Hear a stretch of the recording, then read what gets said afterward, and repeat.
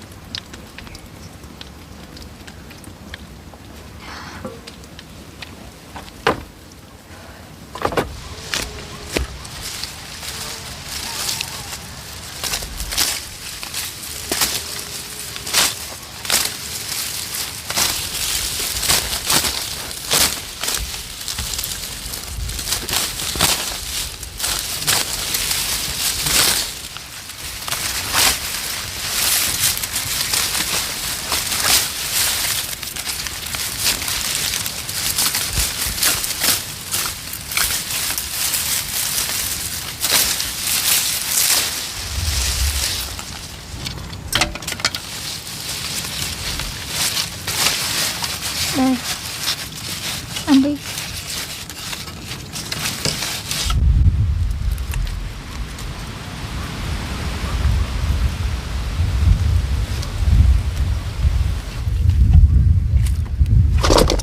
Ôi, cho uống nước thôi mà. Uống nước đi. Ôi, mẹ đây. Ôi, mẹ đây mà. Ôi em của mẹ mới dậy hả? Ôi, trời ơi thương chưa, mắt ngấn, nước mắt ngắn, nước mắt dài này. Thôi dội rồi, thôi ra đây. Ra đây mẹ cho ăn cháo đi. Rồi. Tới giờ ăn rồi. Giờ ăn đến rồi. Giỏi. Giỏi. Giỏi. Ôi dồi, em về em đói, em khóc nè, em la làng này, nước mắt ngắn, nước mắt dài nè. Đây, nước chưa? Nước rồi nè. Giỏi.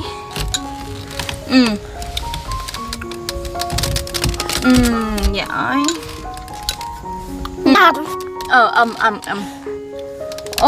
Giỏi. Giỏi, bum. Giỏi, em giỏi. Em đi đâu, em ăn ngoan cho mẹ này. Ôi dồi ôi, đi đâu vậy? Đi đâu ra ngoài hả? Ôi dồi ôi, sửa xe hả? Sửa xe cũng phải ăn đó. Ăn no thì mới được sửa xe được nha. Giỏi rồi. Con hai mình đây. Giỏi, em mẹ giỏi. Nữa đây con. Nè. Nè, ăn nè.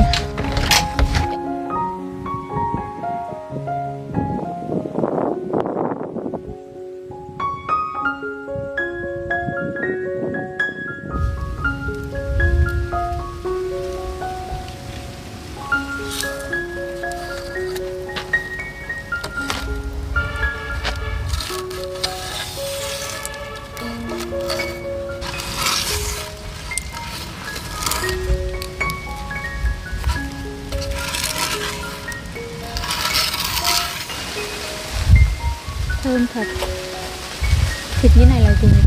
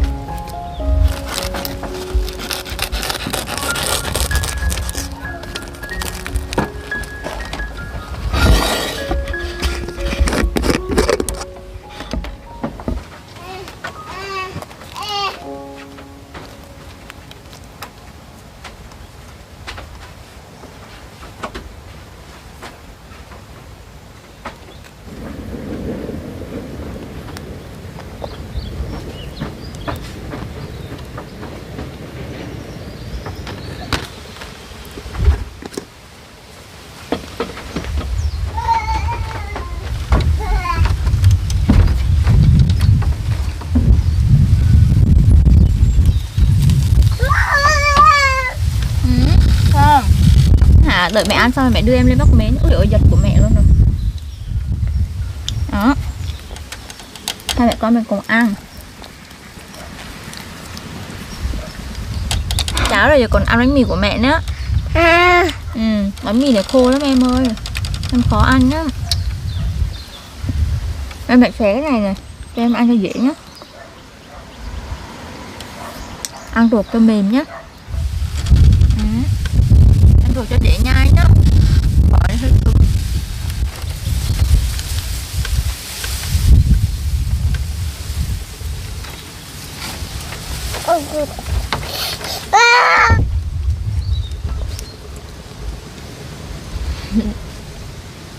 Đây là mẹ cưng quá à. Cảm ơn nha.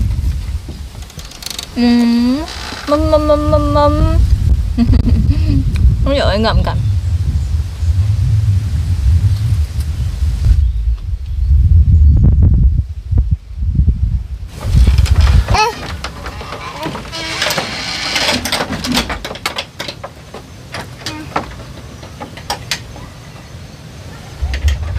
Đi với mẹ đi Bắc Mến này. Cho này, cho em cái hoa này. Đi. Đi nhá.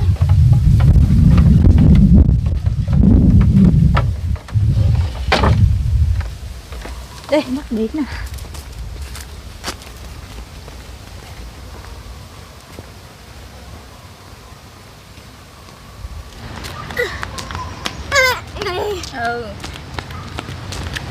Đi với mẹ đi Bắc Mến nha. Đây mẹ bế qua đường, qua đường.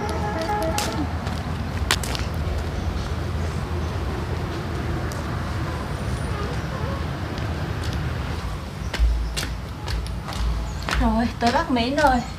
Bắc Mến ơi, em Tom tới này. Tom à? Em Tom tới. Đi vào căn nhà cho ba đi. Đi vào cái nhà cho ba. Cầm vào căn nhà chứ. Đi. Nay là gửi to đi bán hả? Dạ, hôm nay em không đi bán chị. Em có chút việc tính lên nhờ chị á. Có việc gì? Chuyện là em có chút việc cần vay chị một số tiền lớn á. Vào cái này sao? Vay bao nhiêu? Dạ, 50 triệu. Trời ơi, mày làm gì mà vay nhiều thế? Thì em đang mắc nợ người ta một số tiền. Người ta gia hạn cho em là 1 tháng rồi phải trả. Số tiền nó cũng khá lớn, 50 triệu á chị. Cái gì? Mày làm gì mà vay nhiều vậy Hân? Thì cũng không hẳn là em nợ, mà là của chồng cũ của em nợ. Bây giờ người ta tới người ta đòi em ăn vạ rồi đủ kiểu. Ê, nhưng mà thằng chồng mày với mày ly thân lâu rồi, mắc gì mày phải trả? Của ai người đấy trả chứ? Mày có được xài đâu mà mày trả? Em biết là vậy, nhưng mà hôm đó nếu mà em không đồng ý đứng ra trả số tiền đó thì bà không để em yên đâu. Em sợ lúc đó lại lớn chuyện là ảnh hưởng mọi người xung quanh. Nhưng mà thằng chồng mày nó vay ai mà nhiều vậy? Dạ, cô Bình đó chị, chuyên cho vay ở dưới đây này. À, cái bà Bình Nhí đây đúng không? Dạ. Cái bà đó là chuyên cho vay nặng lãi nhá. Bà đấy cho vay một lời 10 em ạ. Bao nhiêu gia đình ở dưới này không nối với bà rồi. Thì em biết cô Bình đó là chuyên cho vay nặng lãi. Trước đó thì em cũng cảnh cáo cô ấy rồi, đừng cho chồng của em vay vì anh ta không có khả năng trả đâu. Nhưng mà rồi thì cô ấy cũng cho, rồi giờ lại gắng nợ sang em. Nhưng mà vợ chồng mày ly dị lâu rồi thì mắc gì mày phải trả à? Bây giờ á? Thì biết là vậy nhưng mà cô ấy đâu hiểu cho em đâu. Cô ấy cứ lấy lý do là hồi thằng chồng cũ mày vay tiền tao thì mày vẫn còn nợ với nó, giờ nó không trả được thì tao đi đòi mày. Cô ấy nói em vậy đó. Thì tao không biết mày khó khăn đấy, nhưng mà khổ quá, chị cái bé xí này chị làm gì có số tiền lớn để cho mày mượn. Dạ. Hay là mày xem nhờ Thành có, hay là Danh gì đấy, xem có giúp được mày không? Anh Thành và anh Danh thì em không dám. Vì anh Thành á thì em đang ở đậu trên đất nhà anh rồi. Còn anh Danh thì giúp đỡ em nhiều đó, nhưng mà lại xích mích nhiều chuyện nên em cũng không dám. Số mày cũng là nợ thật đấy. Ly dị rồi mà cũng không thoát khỏi cái khổ ở bên chồng. Dạ. Giờ cái số em vậy biết sao được chị. Thôi,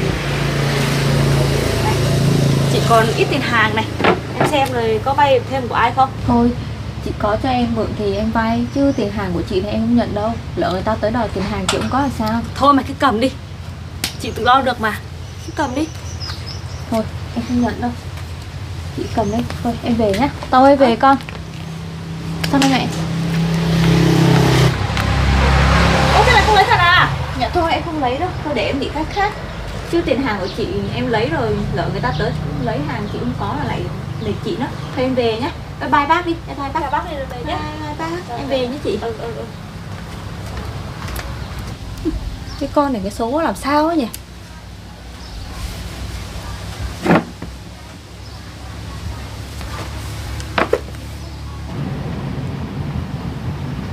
Thuê bao quý khách vừa gọi hiện không liên lạc được. Xin quý khách vui lòng gọi lại sau. The subscriber you have. Cái thằng Thành này sao chỗ này gọi không được mà không thấy nó đâu ta?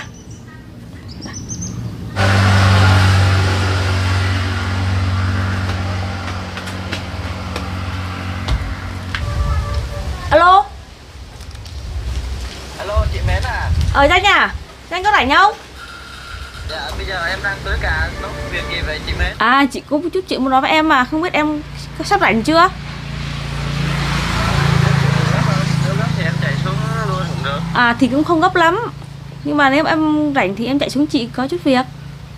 Dạ rồi vậy để em chuẩn bị chạy xuống. Ừ. Dạ. Vậy nha.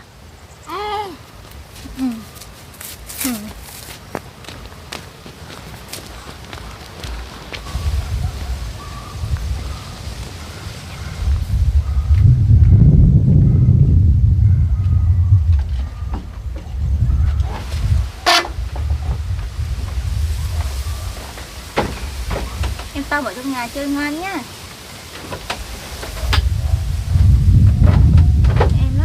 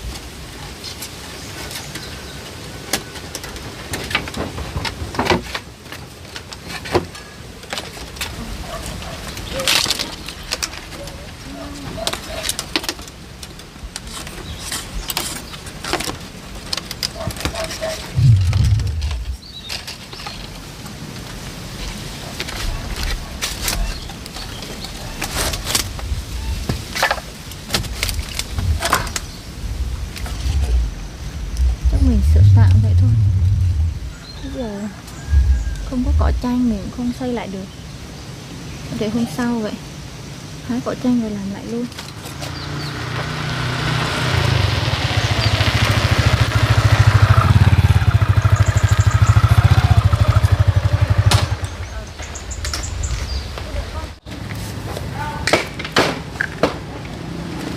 Ơi, Ơi. Ủa? Danh chị hả? Mến có việc gì mà gọi em vậy? Ngồi đi. Cái ghế ngồi.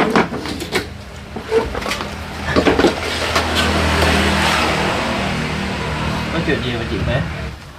Thì là con Hân nó nợ người ta 50 triệu á. Em xem là em có giúp được nó hay không. Bây giờ nó lao đao lắm rồi. Ủa? Hân làm gì mà nợ người ta cỡ đến 50 triệu? Từ xưa đến giờ Hân có làm cái gì đâu mà cần nhiều số tiền dữ vậy? Thì cái thằng chồng cũ đó đấy. Thằng nó đánh bài cờ bạc lô đề, bây giờ nó vay bà Bình hết 50 triệu đó. Cái bà Bình cho vay nặng lãi ở dưới đây á hả? Ừ. Cái bà đấy em phạt mấy lần vì cái tội cho vay nặng lãi rồi á, mà bây giờ bà vẫn làm. Ừ. Mà chồng cũ của Hân với Hân ly thân nhau lâu rồi mà, đâu có liên quan gì với nhau nữa đâu. Thì đó chị cũng đâu có biết đâu. Khổ. Vậy bây giờ Hân với con đi đâu rồi? Hai mẹ con nó vừa ở đây nó hỏi tiền chị nè, nhưng mà chị không có thì hai mẹ con nó về rồi. Vậy bây giờ em xuống coi Hân như thế nào nhá. Em đi đi. Xem nó như thế nào là em giúp được nó thì giúp nhá. Mà này nói này, em đừng có nói với nó là chị mách cho em biết nhá. Rồi, em biết rồi.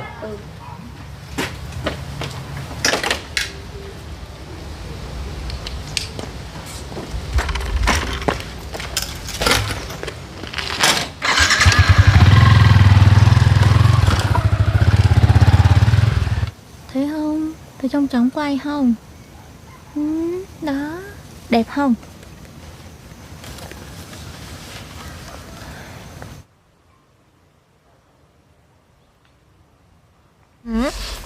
Cục kít, cục kít, cục kít, cục kít.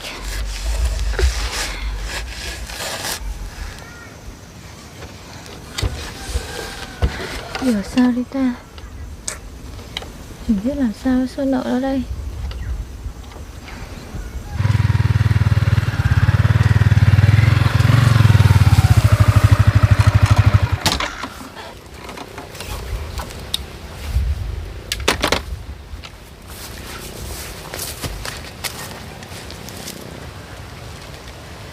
Không biết giờ cô ấy có ổn không nữa.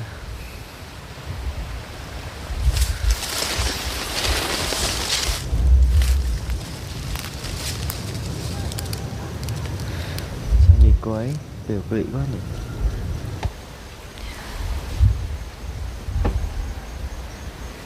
Mình mà không trả sớm số tiền đó cho cô Bình nha. Chắc là cô không để mình yên ở cái đất này đâu.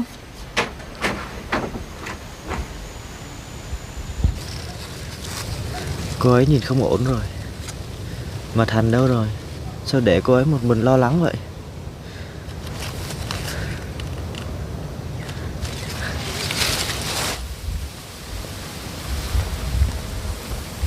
Thành à? Ơ, anh Nhanh. Thế này anh có khỏe không? Lâu rồi em không gặp anh. Anh vẫn khỏe. Lâu giờ anh ở nhà phụ ba mẹ làm cà phê á, nên là anh cũng bận nên là anh ít xuống. Dạ, vậy hả anh? Tom, chào chú đi. Tom, Thôi. thế em vẫn khỏe chứ? Dạ, Tom em cũng khỏe, thôi lên nhà đi. Ủa? Nhưng mà Hân ơi, sao Dạ. nhà cắm của em cam hoang quá vậy? Gió thổi bay được hết như thế này luôn đó hả? Dạ, lần trước em làm không chắc chắn á. Nên là mấy đợt gần đây gió mạnh quá nên nó thổi tốc mới hết đi á. Ghê vậy hả? Dạ. Cái này nó hư hết mất rồi. Cái này chắc phải sửa lại thôi. Thôi anh kể nó đi. Rồi ngày mai em cắt cỏ tranh rồi em làm lại. Chứ giờ đâu có cỏ đâu. Cái này giờ phải làm cỏ tranh mới lại thôi. Dạ, thôi anh vào nhà ngồi nhá. Nó Hân, Dạ, anh có chuyện muốn hỏi em đã. chuyện gì vậy anh? Có phải em có chuyện gì phải không? Bữa nay nhìn em hốc hác từ quỵ quá à. Dạ, em đâu có chuyện gì đâu anh. Không, có chuyện gì cứ nói cho anh biết đi. Chứ nhìn em buồn lắm. Có phải gặp chuyện gì không tốt rồi phải không?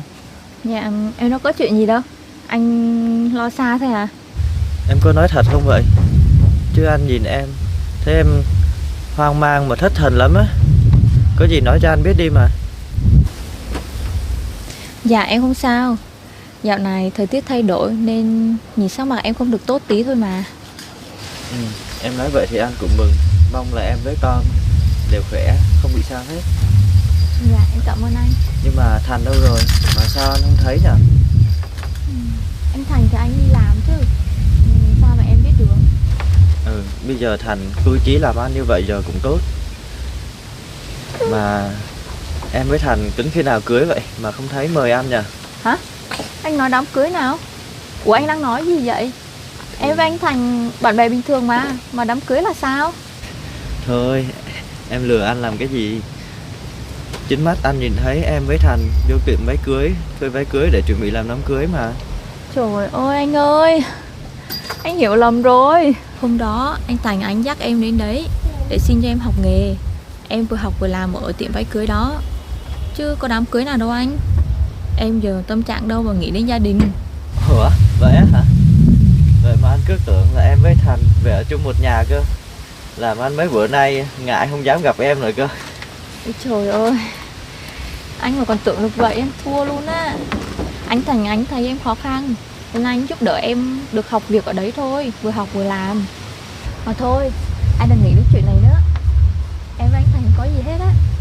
Mà anh với mẹ anh sao rồi? Bữa giờ em không gặp anh nên không biết. Mẹ của anh giờ cũng được tại. Vậy hả anh? Em mừng cho bác quá. Mà không biết bác giận em chuyện cũ không? Bây giờ mẹ anh không có giống như hồi trước nữa rồi. Bây giờ mẹ anh không có giận em nữa đâu.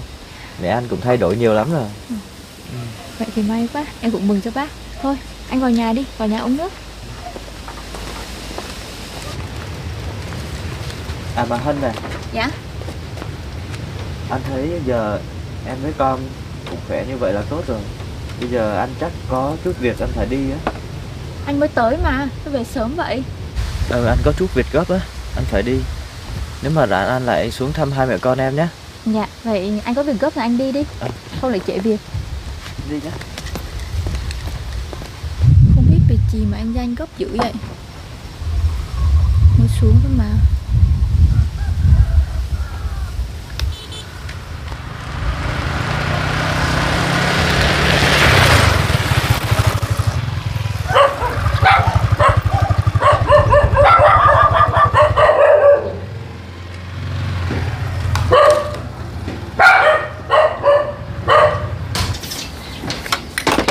Ô cán bộ, hôm nay đến nhà tôi có việc gì đấy? Hôm nay tôi tìm cô có chút việc. À thế à, mời cán bộ vô nhà.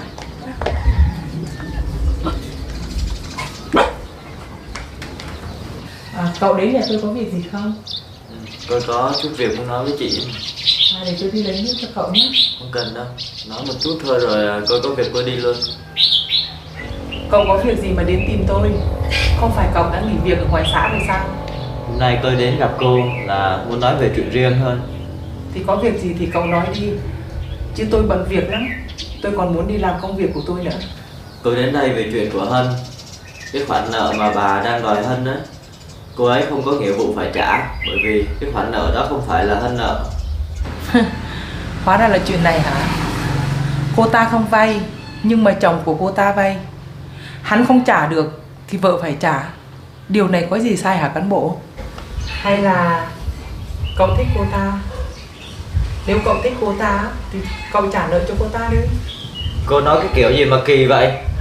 Hân và chồng của cô ta bây giờ không có liên quan gì với nhau nữa hết. Nếu mà cô còn làm gì Hân nữa thì tôi sẽ không để yên cho cô đâu. Cậu nghĩ cậu là ai mà xía vào chuyện của tôi? Nếu cô ta không trả, tôi sẽ dùng biện pháp khác. Bây giờ tôi không còn là cán bộ nữa, nhưng mà tôi hiểu rõ về pháp luật.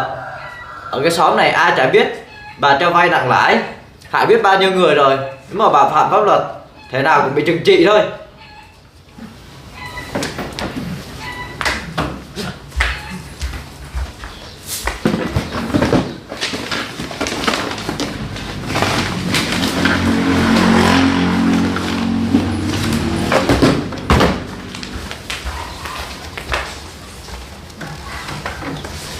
Đây, giấy nợ đây, cậu xem đi. Tôi làm ăn hợp pháp, tôi sợ gì pháp luật. Sao trên này ghi mượn 20 triệu mà ghi trả cần phải 50 triệu? Bạn cướp người ta à? Như này sao mà được? Cậu không nghĩ tiền để ra tiền à? Tôi có đi làm từ thiện đâu mà không lấy lãi. Nhưng mà cái lãi này là quá cao so với quy định. Cô làm như thế này khác nào đi ăn cướp người ta đâu. Thôi, tôi không nói chuyện với cậu nữa. Nếu bây giờ mà cậu không có tiền thì mời cậu về cho. Cậu làm mất thời gian tôi quá. Tôi nói cho cô biết, cái chuyện này là cô đang làm sai pháp luật đấy. Nếu mà cô còn gây ảnh hưởng cái Hân nữa là cô sẽ báo lên chính quyền, không để cho cô yên đâu.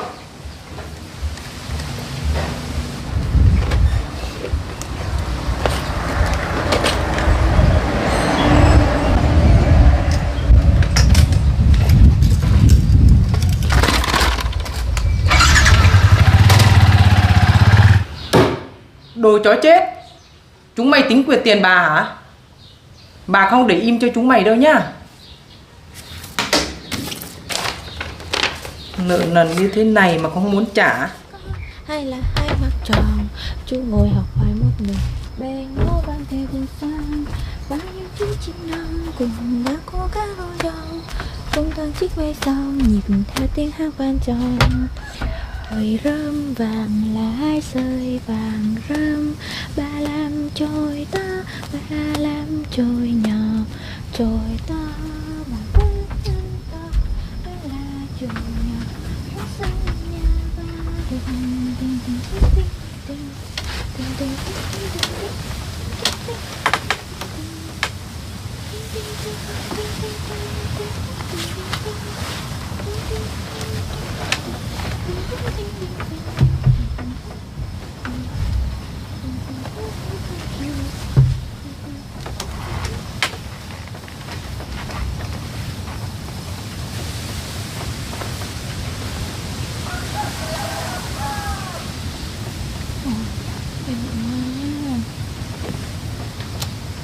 em quá.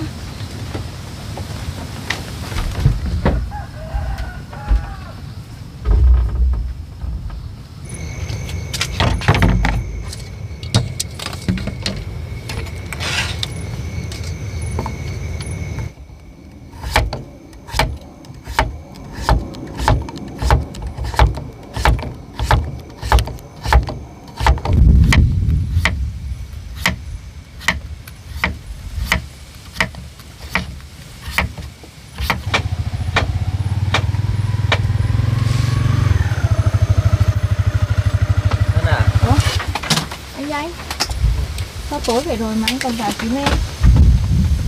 Em xuống anh có chuyện muốn nói với em á. Có chuyện gì vậy anh? Có cái chuyện thôi mà. Ủa mà bây giờ em đang nấu ăn hả? Dạ em đang nấu cháo cho con. Ủa rồi con đâu rồi? Dạ con ở trong nhà đang ngủ anh. Hay là để anh phụ nấu cơm cho em nhé. Thôi anh ngồi chơi được rồi. Em nấu tí xong rồi mà. Không có gì đâu, để anh nhóm bếp cho. Anh biết cách nhóm bếp nhanh cháy lắm á. Vậy hả anh? Thì em cảm ơn anh nha.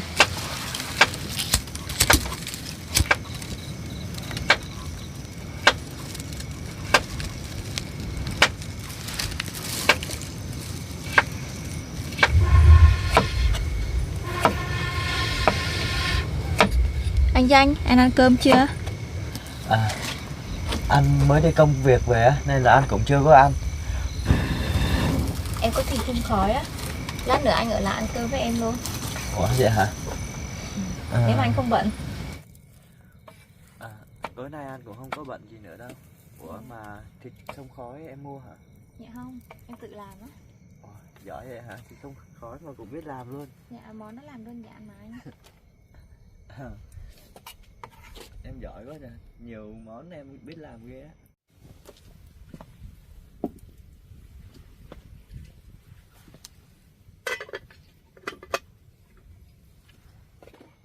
Để anh cắt cho, anh có cái dao, lấy cái dao to này nè, anh cắt anh băm cho. Vậy anh cắt hộ em đi hái rau nhé. Rau hả? Đây, có cái lỗ luôn nè. Em cảm ơn. Đi đi.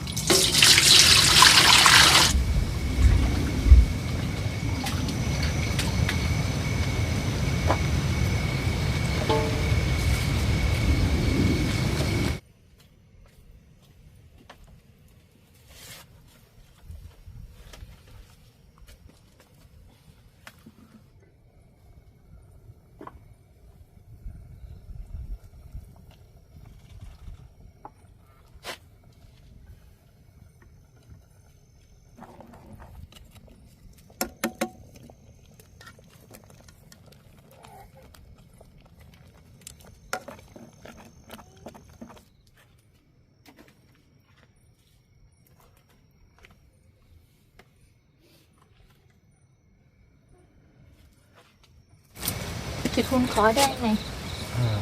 Nhưng mà chắc phải hơi lửa lại một ít cho nóng á, để sợ nguội. Để Dạ. tí nữa ăn hơi lửa lại cho. Dạ. Nhìn ngon quá ha. Mà cái thịt này hình như là phải làm một cái lò thì mới gác bếp được mà phải không? Dạ. Em lượm đá xem xếp một cái bếp bên đây anh này, bên bờ hồ á. Dễ hả? Dạ. Sau rồi em treo lên hun. Hay quá vậy. Vậy hôm nào anh vào anh ké ít anh gác bếp thịt của anh nhé. Dạ. Cái này để ăn Tết ngon lắm nè. Cho anh cả cái bếp luôn. Gần Tết rồi mà trời còn lạnh quá anh ha. Bữa nay trời xuống còn có 15 độ nên lạnh lắm. Ui ôi 15 độ là lạnh ngắt luôn rồi. Mà Hân à, anh hỏi thật nhé. Có phải là em đang vướng vào cái chuyện nợ nần gì phải không? Chuyện này em đâu có vướng vào chuyện nợ nần gì đâu anh. Thôi, không có gì đâu, mình cứ tâm sự với anh đi. Có gì để anh giúp cho. Em nói thật mà, em không có giấu với anh cả. Với anh cũng giúp đỡ em nhiều. Em không muốn làm phiền anh nữa. Thôi, chuyện này anh cũng biết rồi. Em đừng có giấu anh nữa. Anh cũng nói chuyện với Mến rồi, với cả cô Bình đó nữa. Ủa? Sao anh lại tới gặp cô Bình? Anh gặp Mến. Mến đã kể về cái chuyện của em. Xong rồi anh mới qua nhà bà Bình. Bà ấy mới nói là em đã đồng ý trả cái số tiền đó rồi. Mà sao em khờ vậy Hân? Cái số tiền đó lớn lắm. Mà số tiền đó em cũng không còn phải có nghĩa vụ trả nữa cơ. Dạ thì em cũng biết điều đó. Em có một vài vấn đề khó nói á.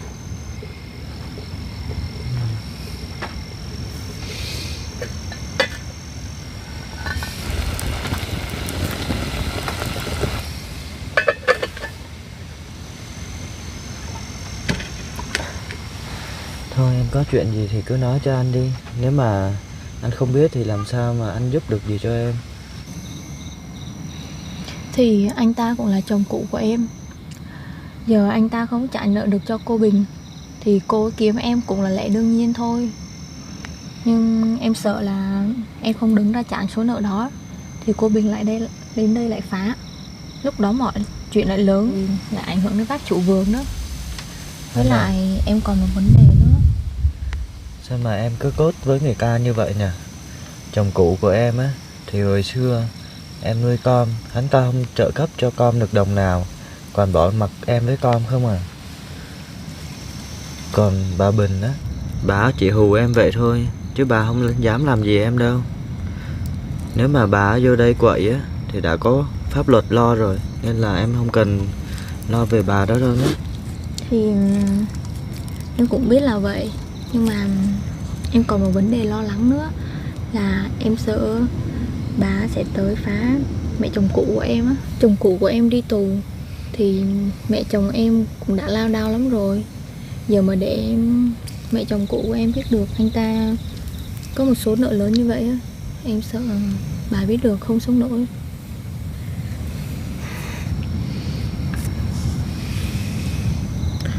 Anh cũng biết là như vậy, nhưng mà như thế thì thiệt thòi cho em và con quá. Với theo anh tìm hiểu á, thì số tiền mà chồng cũ của em nợ á, số tiền không nhiều như thế đâu, chỉ một nửa số tiền đó thôi à. Vậy hả anh? Vậy mà hôm đó bà ấy xuống đây bà đưa giấy nợ cho em đọc rõ ràng là 50 mà. Đòi em trả cho bằng được luôn. Mà lúc đó thì em làm gì có tiền. Xong rồi bà ăn vạ em cả một buổi. Em thì sợ lớn chuyện sùm hết, nên là em vào nhà vét hết tiền, đưa cho bà ấy một ít rồi bà mới chịu đi đó. Thực ra là số tiền mà chồng cũ em mượn á chỉ có 20 triệu thôi, nhưng mà bà ghi lên cả lời nữa là lên tới tận 50 triệu. Trời Bà ơi, làm như vậy á là vi phạm pháp luật rồi. đúng là ăn lời cắt cổ mà. Bà cho vay cắt cổ như vậy á cũng không có đẹp gì đâu. Em với con đừng có lo lắng gì quá nhé. Anh cũng biết rồi đó, bà Bình bà là dân cho vay. Làm sao mà em biết được bà tính toán, rồi bà tính làm gì em? Không sao đâu, có anh đây rồi, để anh bảo vệ em với con cho. Chắc chắn là bà ấy sẽ không làm được gì em với con đâu. Em đừng có lo nhé, có anh đây rồi mà. Anh nói vậy thì em cũng yên tâm một phần nào. Anh cảm ơn anh nhiều. Có gì nhớ kể cho anh biết nhé. Dạ. Thì chín rồi nè em. Hay là mình vô mà ăn cơm nhé. Đừng có nghĩ về chuyện đó nữa. Dạ. Anh rửa tay rồi anh vào với Tom đi, xem Tom dậy chưa. Rồi để em thịt em cắt cho, để em nhận cơm luôn. Vậy giờ anh vào với con tí nhé. Dạ.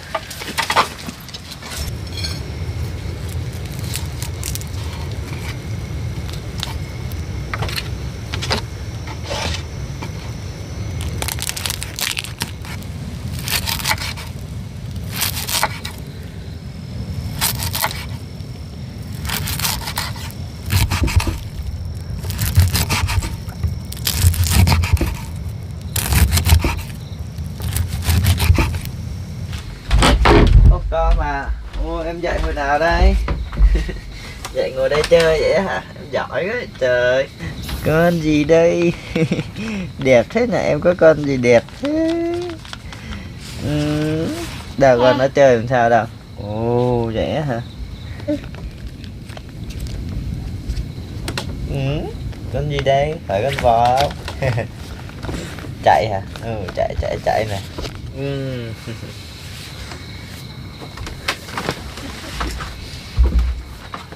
Con này hơi chưa dùng luôn ta. Em đi đâu đấy?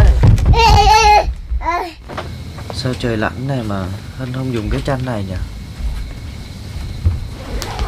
Hay là Hân không biết của ai nên là Hân không dám dùng nhỉ?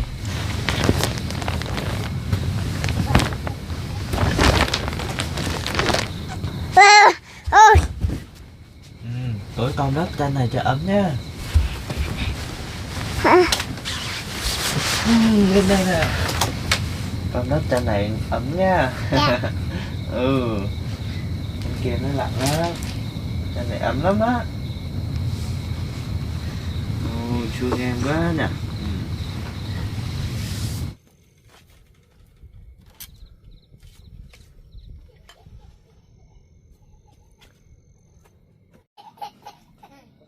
Ăn cơm thôi. Cơm xong hết rồi.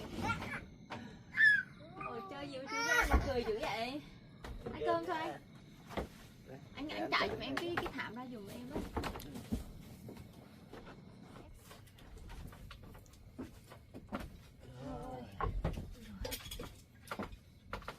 Ui sữa ngon quá nè. Đây em Tom này, anh ăn cơm đi. Đây em đem cơm cho em Danh này. Cảm ơn. Tom, sau đây mẹ đút cháo cho. Cảm ơn cháo ngoan nhá. Em Tom ăn cháo. Giỏi, bé Tâm giỏi. Ui đừng nghịch đâu con. Giỏi, em giỏi. Chú Danh thì em ăn giỏi không? Em ăn giỏi quá. Giỏi.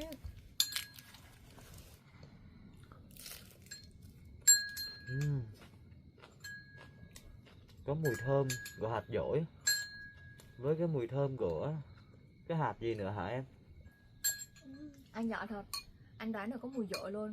Còn hạt thứ hai đó là hạt mắc kén á. Dạ. Mắc kén hả? Dạ. Đây là mắc kén, hạt đó thơm lắm. Hạt đó thì chỉ có người đồng bào tụi em ăn nhiều thì mới biết thôi. Ở đây em kiếm mãi mới được một quán bán thuốc bắc họ bán được hạt này á. Hạt này ăn ngon thật đấy. Dạ, anh ăn nhiều vào. Anh Danh ăn tự nhiên nha. Nè, miếng thịt này ngon lắm nè. Dạ, em cảm ơn. Anh ăn đi, anh ăn nhiều vào. Nướng này ngon quá ha. Dạ. Anh ăn thử nhá. Em Tom được. Đây, em Tom. Nhãi. Rồi. Đây, Giỏi. Nè, ăn thử đi nè. Dạ. Em cảm ơn. Em tự cuốn được mà. Ngon ha. Cảm ơn, không ăn nữa hả? Mà chạy qua đó chơi rồi. Tom làm trò anh. Nó ăn uống là vậy đó.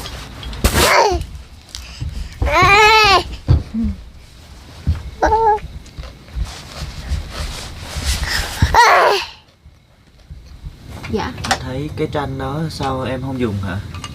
Dạ, anh nói cái chăn nào? Cái tranh màu đỏ á, anh thấy cứ để trong túi hoài vậy. À, anh nói cái chăn đó hả? Cái chăn đó hôm trước có ai bỏ trước nhà em này. Em đâu biết của ai đâu mà dùng. Thực ra cái tranh đó là của do anh mang vào á. Của anh hả? Ủa? Vậy anh mang vào lúc nào? Em thấy để ở ngoài đây nè. Hôm đó anh còn ngại em với Hành á, nên là anh không dám gặp mặt em. Anh chỉ mang tranh vô xíu rồi anh đi về liền. Thì ra là người mang cái chăn này vào là anh. Là em bữa giờ không biết ai cả. Em đâu dám dùng đâu. Em cứ cất ở đó kìa. Xem của ai thì người ta đến nhận. Mà hôm đó anh Thành cũng thấy anh á. Nhưng mà anh Thành gọi hoài à, mà anh không nghe. Lúc đó anh cũng về gấp quá nên là anh cũng không nghe thấy Thành gọi. Bây giờ em cứ lấy mà dùng nhé, cho nó ấm, bây giờ trời lạnh lắm. Thôi, anh đem về mà dùng. Em thấy cái chăn nó còn mới lắm. Với lại là nhà em có chăn rồi, em biết to đủ ấm mà. Thực ra là cái tranh đó mẹ của anh muốn đưa cho em á, để như là thanh lời xin lỗi những gì mà mẹ anh đã làm cho em á. Em cứ nhận đi, để cho mẹ anh được vui. Chứ em mà không nhận là mẹ anh thấy áy náy lắm. Vậy thì em cảm ơn anh. Cảm ơn mẹ anh. Anh bảo với bác là chuyện gì qua rồi thì cứ cho qua đi. Bác đừng có nặng lòng. Em cũng không để bụng đâu. Vậy được rồi. Thôi, mình ăn đi. Dạ.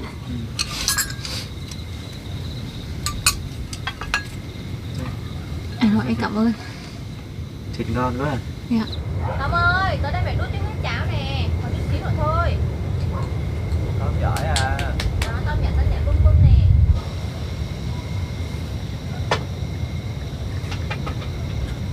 Chạy mấy hả? Thôi, cũng khuya rồi đó, bây giờ ăn về nhé. Dạ. Hai mẹ con ở nhà an toàn nhé. Dạ. Có gì Anh về gọi cẩn em thận nhé. nhé. Dạ, có gì em đón anh. Tâm ơi, bye bye. Bye kìa, bye chú về kìa.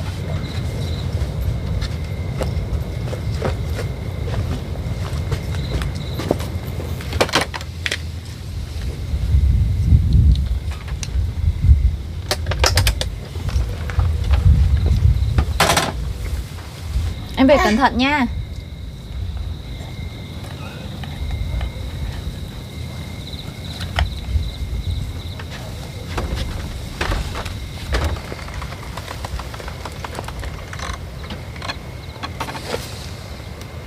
Có khi nào bà Bình bà lại thuê người vô phá Hân không nhỉ?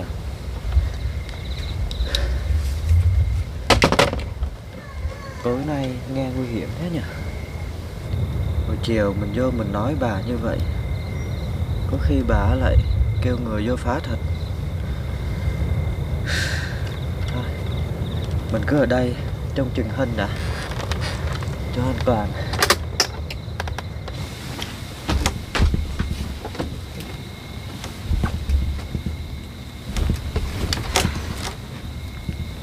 Không biết giờ chuyện của mình là làm sao đây. Không biết cô ấy có buông tha cho mình không nữa.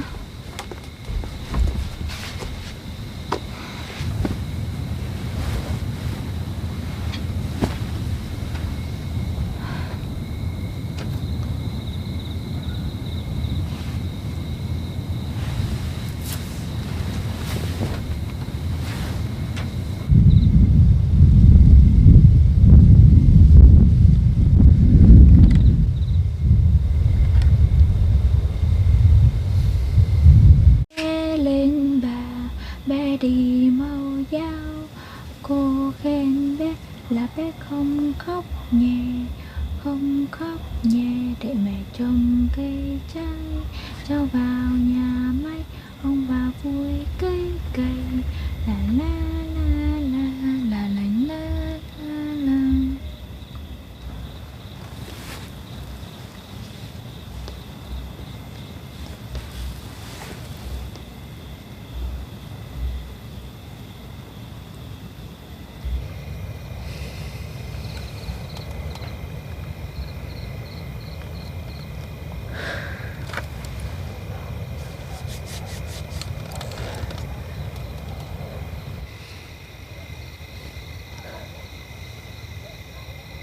Tối nay không có trăng sao gì hết nhỉ?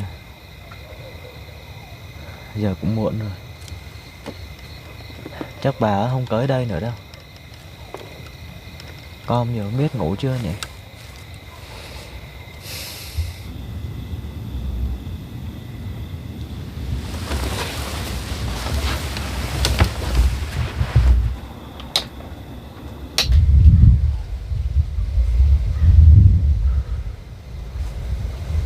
Thân với con chắc giờ đi ngủ rồi. Không ngờ đã 21:13 rồi. Sao nhanh dữ vậy ta?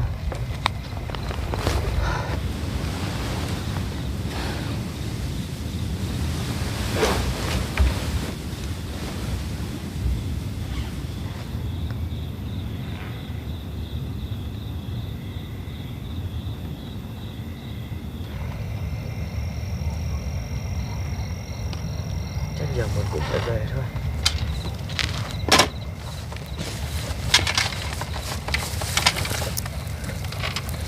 Sao giờ này còn có ai xuống đây vậy?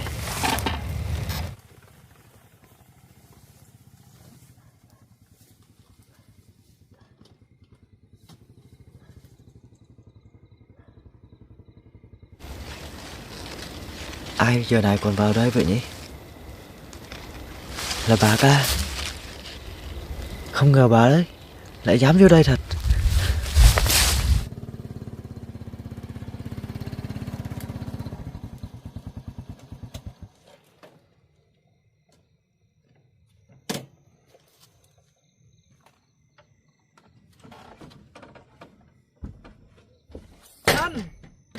Hân, mở cửa ra. Hân, mày tưởng có người chống lưng để mày tính quyền nợ tao hả? Hân, mở cửa ra. Tao biết mày ở trong nhà mà. Hân, mở cửa ra nhanh lên. Tao biết mày ở trong nhà. Mau lên Hân. Cô Bình, đêm hôm khuya khoắt rồi cô còn xuống kiếm cháu làm gì nữa? Mày có chuyện gì rồi? Có chuyện gì rồi ngày mai là thằng nói cô. Mày cứ mở cửa ra rồi nói chuyện với tao.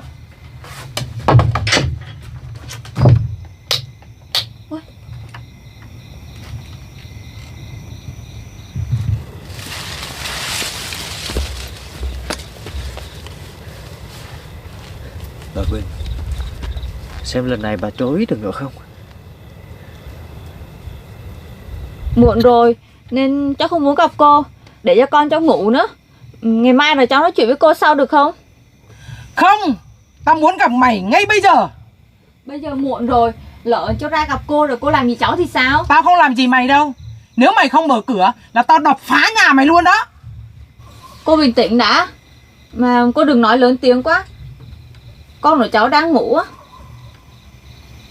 Được rồi, mày cứ mở cửa ra.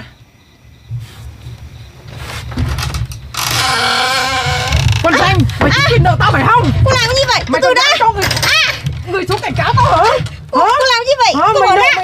mày nợ tao mà mày không muốn trả hả? Cô bỏ ra. Cô bỏ ra. Mày tính làm sao hả? Mày tính làm sao với cái nợ của tao đây? Hả? Từ từ đã, cô làm cái gì vậy? Cháu đã nói rồi, nợ của cô cháu sẽ trả. Nhưng mà cô phải cho cháu thời gian chứ. Làm sao mà một thời gian ngắn cháu có tiền trả cho cô được? Không được, cái con Ranh kia. Tao đã gia hạn cho mày rồi mà mày còn không biết điều. Mày còn cho cái thằng công an quèn cái xuống để cảnh cáo tao. Mày muốn gì hả con Ranh kia? Hả? Hả? Cô bỏ ra. Cô bỏ ra. Nếu mà anh Danh không xuống gặp cô á thì làm sao cho biết được sự thật là số nợ chỉ có 20 triệu. Cô ăn lời cắt cổ, giờ con còn muốn gì nữa? Cháu chỉ trả cho cô 20 triệu thôi. Còn cô muốn tăng thêm 30 triệu thì cháu không đủ khả năng đâu. Cô đi kiếm anh ta mà đòi. Ái chà, mày nợ tao mà mày còn ra mồm hả? Con này, mày nợ mày không muốn trả mày còn ra mồm phải không? Dừng cơ lại! Tao biết mày đó. Cô buôn đấy. Cô dừng cơ lại! Cô đây. Cô thả Hân ra! Tại sao cô lại làm như vậy? Tại sao? Cô đã cảnh cáo cô rồi mà cô còn gây áp lực cho Hân. Cô sẽ báo cảnh sát bắt cô ngay. Mày nghĩ mày là ai mà mày xía vô chuyện của tao? Nó nợ tao thì nó phải trả. Cô đã giải thích cho cô mà cô không hiểu hả? Tiền là chồng cũ của Hân mượn. Hân không có nghĩa vụ phải trả. Cô hiểu chưa? Tao không cần biết. Nợ tao thì phải trả cho tao 50 triệu lòng mà.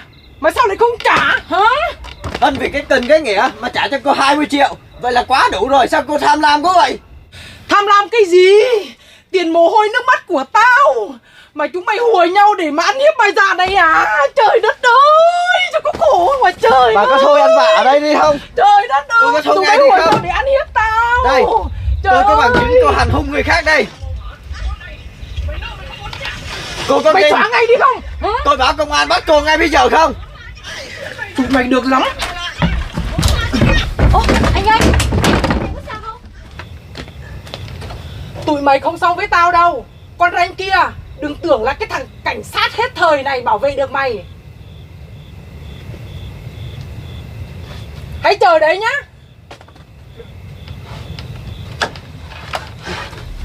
Bà đừng có hù dọa tôi không sợ đâu. Rồi có ngày bà sẽ bị quả báo. Anh kệ bà ta đi. Bà ta đi rồi mà. Mà anh có sao không? Anh không sao. Rồi em có sao không? Em có bị thương chỗ nào không? Dạ không. Em không sao cả.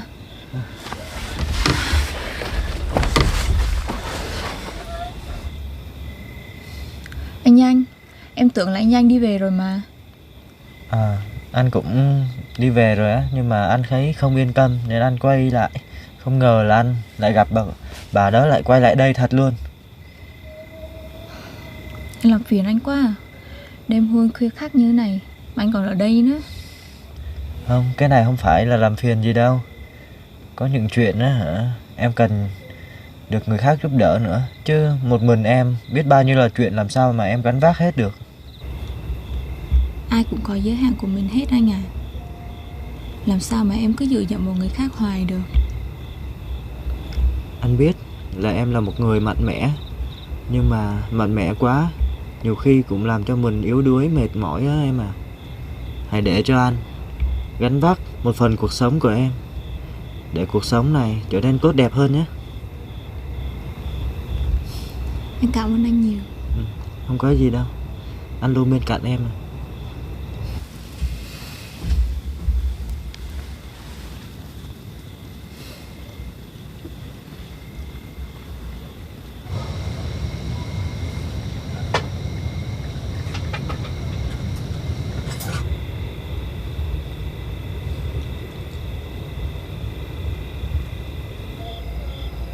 Mà thôi Hân à, cũng muộn nữa, em vào ngủ với con đi. Nhưng mà em sợ quá anh à. Em sợ cô Bình lại quay lại ấy. Em yên tâm đi, chắc bà á sẽ không quay lại nữa đâu. Mọi chuyện có anh lo rồi, em yên tâm đi. Em khóa cửa chặt vào nhé. Dạ. Vậy thì anh về cẩn thận nhé. Em yên tâm đi, để anh lo cho. Dạ. Khóa cửa chặt vào nhé. Dạ. Anh về cẩn thận. Em cứ đóng cửa lại đi, đừng có lo nhé. Có anh lo cho rồi. Dạ.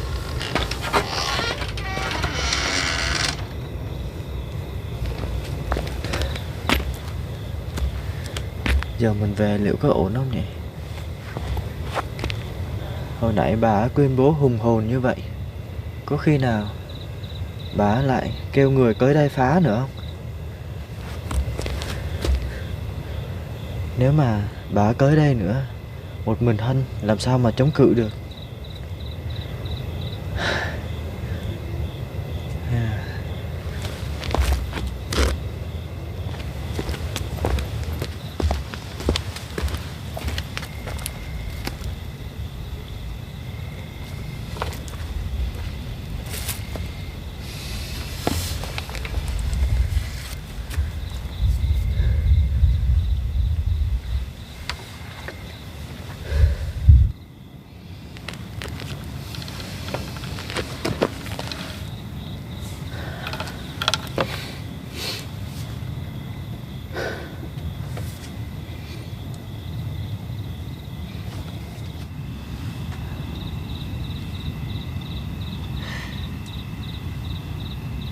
Có lẽ đêm nay là một đêm dài đây.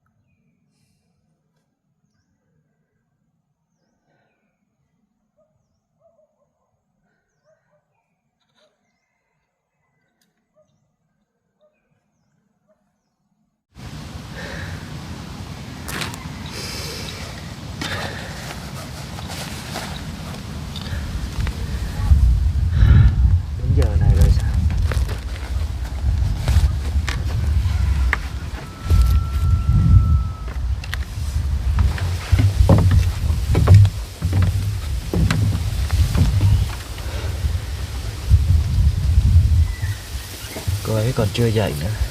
Chắc đêm qua cô ấy cũng mệt lắm. Cũng may tối qua không có chuyện gì. Cứ để cô ấy ngủ tiếp kìa.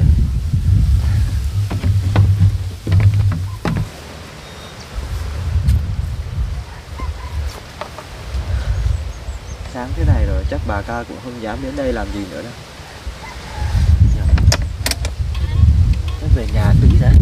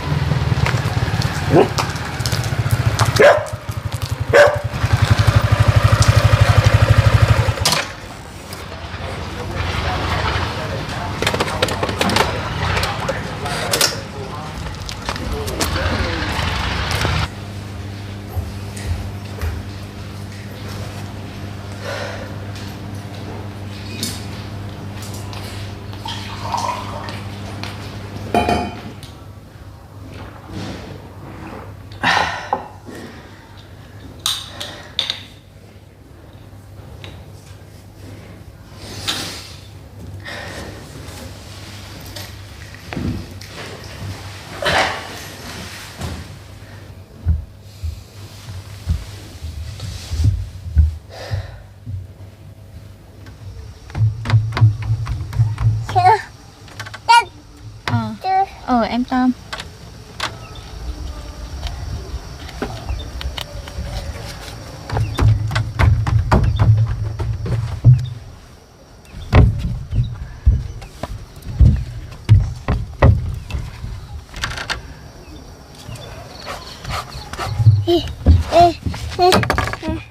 Tóm, mẹ đang bận, đợi mẹ.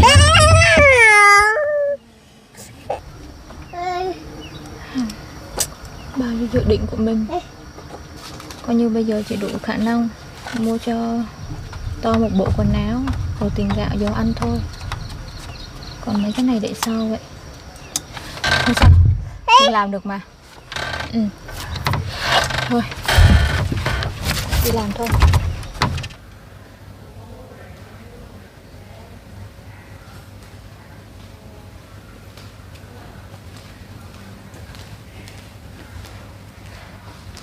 Danh về rồi hả? Tối hôm qua đi đâu khuya thế? Trên đây ngồi nói chuyện với mẹ đi. Để tí là nói chuyện được với mẹ. Giờ con đang buồn ngủ lắm. Không có thể đi qua đêm như vậy được. Đi lên đây nói chuyện với mẹ đây.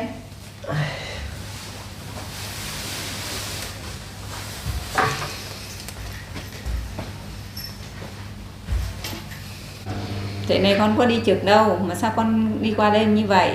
Thấy người con mệt mỏi thế. Con buổi tối đi chơi với bạn rồi ngủ luôn ở nhà bạn. Chứ có gì đâu mà. Con nói thật đi. Con đừng nói dối mẹ. Từ trước giờ con có vậy đâu. Thì ngày hôm qua con xuống dưới nhà Hân có việc á, xong rồi tối con ở lại đấy luôn. Cái gì? Ở dưới nhà Hân á? Sao lại ở nhà Hân? Con đừng nói mẹ là ăn cơm chất kẻng nha. Mẹ không thích cái chuyện đâu. Làm thì có cái chuyện đó hả má? Con người đàng hoàng mà ai như vậy. Mà do bữa nay Hân gặp chút chuyện á, nên là con thấy không yên tâm, con ở lại một đêm vậy thôi à. Con bé Hân lại có chuyện gì nữa à? Chuyện cũng từ chồng cũ của Hân thôi. Chồng cũ của Hân bây giờ lại báo một số nợ lớn nữa. Chồng cũ của Hân nó đi tù rồi mà. Nó ly dị nhau rồi mà. Sao lại báo nợ cho Hân được? Thì cũng do chồng cũ của Hân á, lúc còn ở với Hân hắn ta đi mượn tiền. Bây giờ hắn ta đi tù rồi, không trả được tiền nên người ta cứ tới đòi Hân không à. Vậy tụi nó nợ bao nhiêu tiền? Thì mượn gốc á, là chỉ 20 triệu thôi. Nhưng mà bây giờ người ta đòi cả lãi nữa là lên 50 triệu á. Vậy là chuyện nhỏ, đợi mẹ một lát nhé.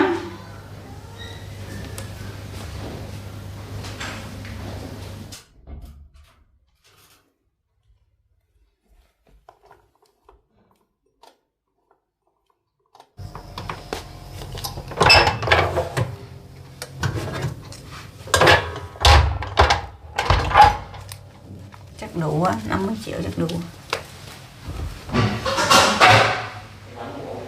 50 triệu đây, con mang cho cô để trả nợ. Cô ơi, cái này không phải là vấn đề vì tiền không? 50 triệu thôi thì con trả giùm cô ấy cũng được mà. Nhưng mà vấn đề là làm như vậy thì còn tiếp tay cho kẻ xấu nữa. Dạ con muốn như thế nào? Kích mệt gì giải quyết bằng tiền thì giải quyết cho nó xong đi. Mẹ cũng áy náy mấy Hân là mẹ cũng có lỗi nó nhiều. Thôi thì cứ cầm tiền thì giải quyết cho nó xong chuyện đi. Nhưng mà bây giờ mang tiền xuống cho Hân như vậy thì Hân cũng không chịu đâu. Con hiểu Hân mà.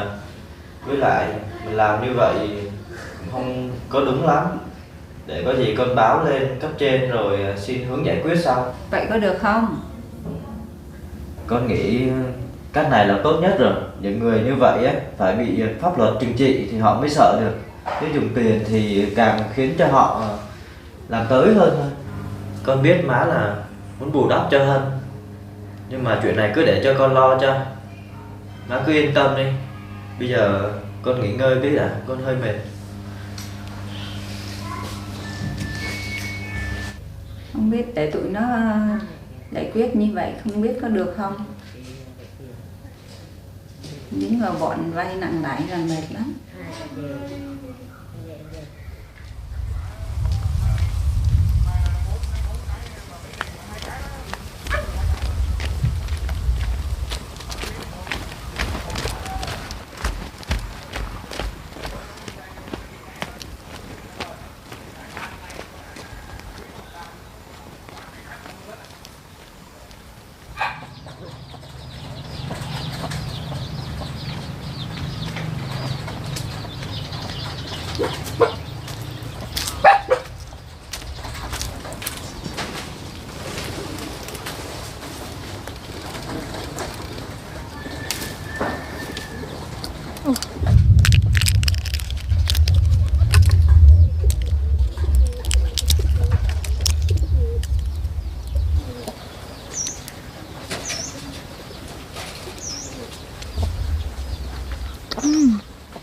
Chua chua ngọt ngọt.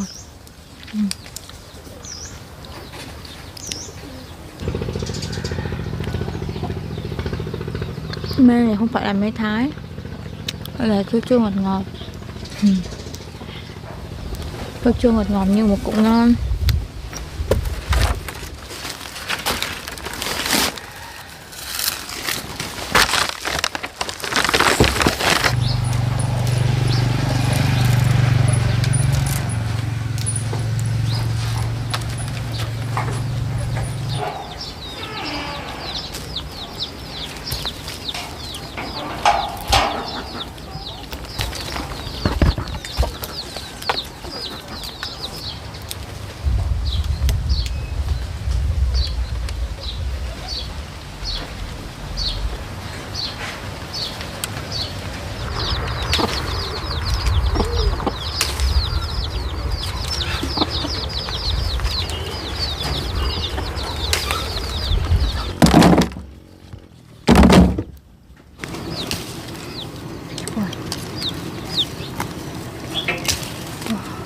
Bạn này nó bự.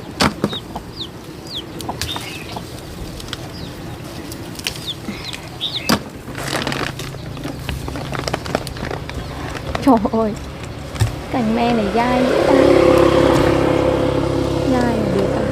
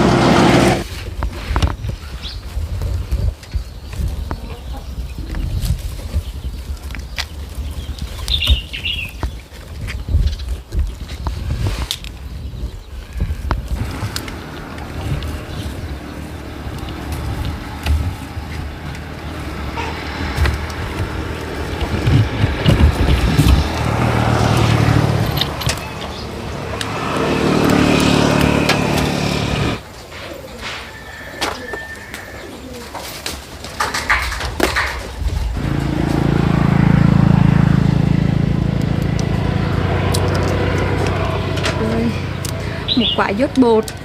Trời.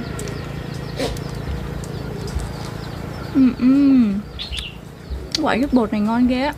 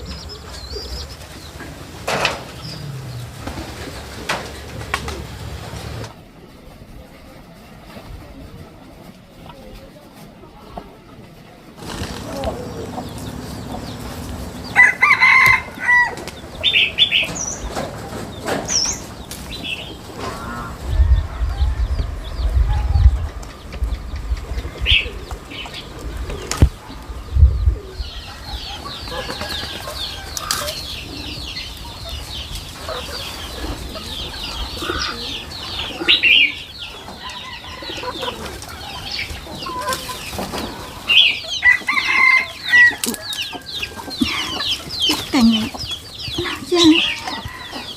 sao dai thế nhỉ? Trời ơi, đúng luôn, nó dai như me.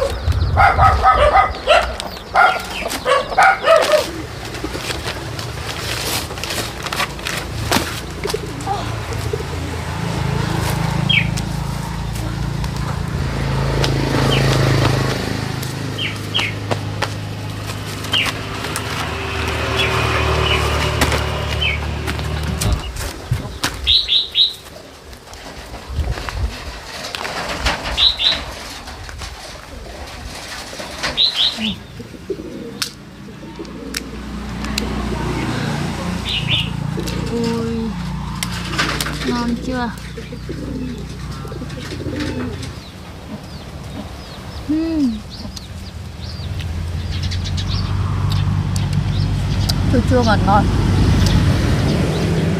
ngon nhức nách. Cay cay cũng nhiều, ngon đụng cũng nhiều.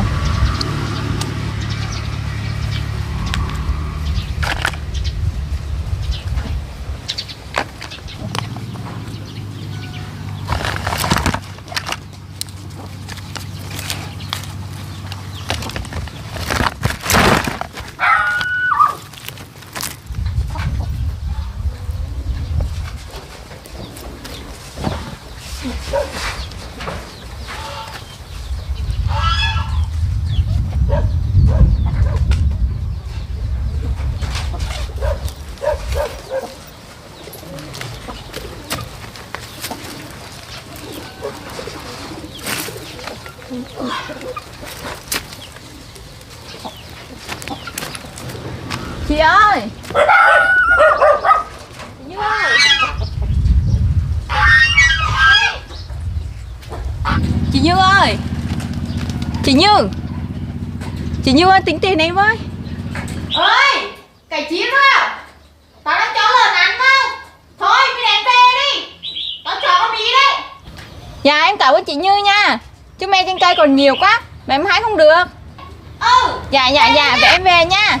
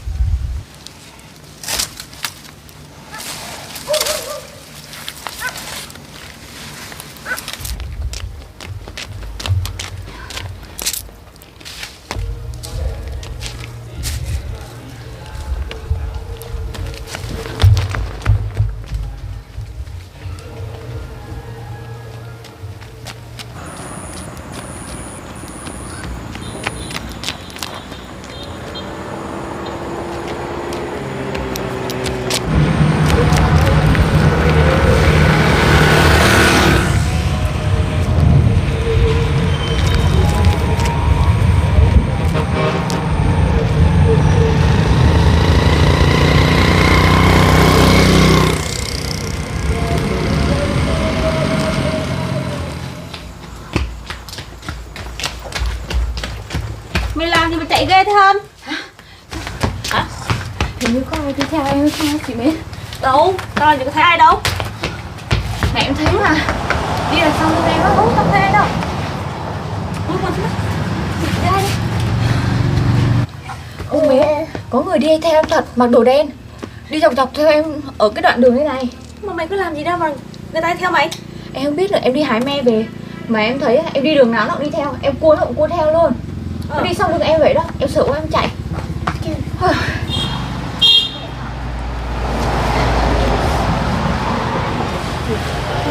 Không có thật đấy Mến.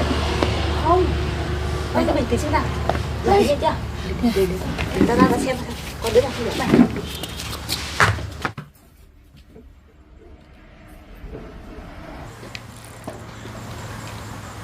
Nhưng mà tao có thấy ai đâu Hân. Có mà chị. Nãy em thấy rõ ràng là có. Chị nhìn kỹ lại xem. Chị không thấy ai cả. Hay là nó đi rồi? Hay là tao nhầm không? Chị không thấy ai. Nhớ rõ ràng là có mà.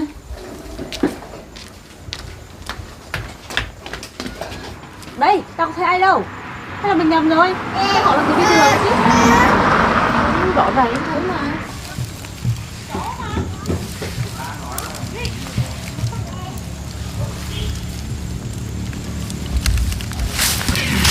Em thấy mà. Không phải đâu, chắc mà nhìn nhầm rồi. Chắc mà đi vào đây đi. Đây. Đây. Tao không thấy ai đâu mà mình cứ lo xa. Không, nãy em thấy rõ ràng mà. Không có đâu mà nhìn nhầm rồi. Nãy em nhầm thật. Mày nhìn nhầm rồi, tao nhìn không thấy ai à? Mày trèo cây mà thấy mê nắng quá mày hoa mắt nhìn nhầm. Nãy em nhầm thật. Ừ. Chắc mày nhầm rồi, thôi mày cứ đi bán đi. Mày cứ đi bán đi để tao ở đây với tao, không thôi là nó muộn. Thôi, chắc em về luôn á. Chứ em thấy sợ sợ sao ấy. Thế thôi vậy về nghỉ ngơi đi rồi mai buôn bán cũng được. Chắc mai em bán đi. Tôi thấy bất an sao ấy. Tao ơi về con ơi. Đây, Tom đâu rồi? Tom. Đây. Về em Tom ơi. Dạ, Tom đi về với mẹ nào. Đi về với mẹ. Em về với chị.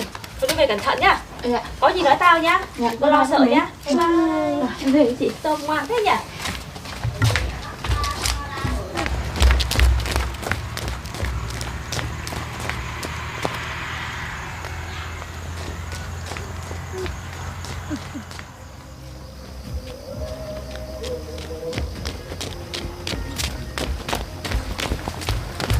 Đây con. Ồ, rồi tới nhà rồi con.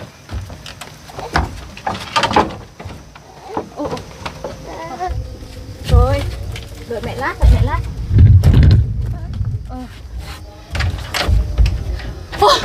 Trời ơi, cái gì vậy?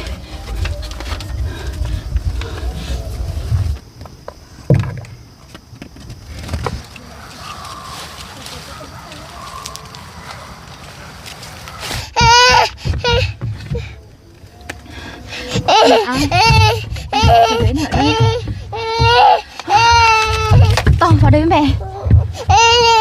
Vào nhà với con.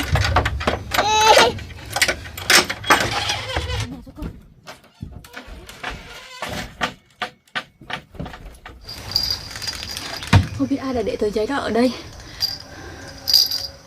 Chắc chỉ có mình thôi. Không biết bà sẽ làm gì mình nữa.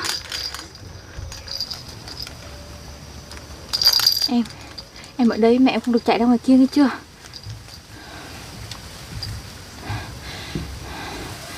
May quá mình về nhà an toàn rồi. Sợ quá đi thôi.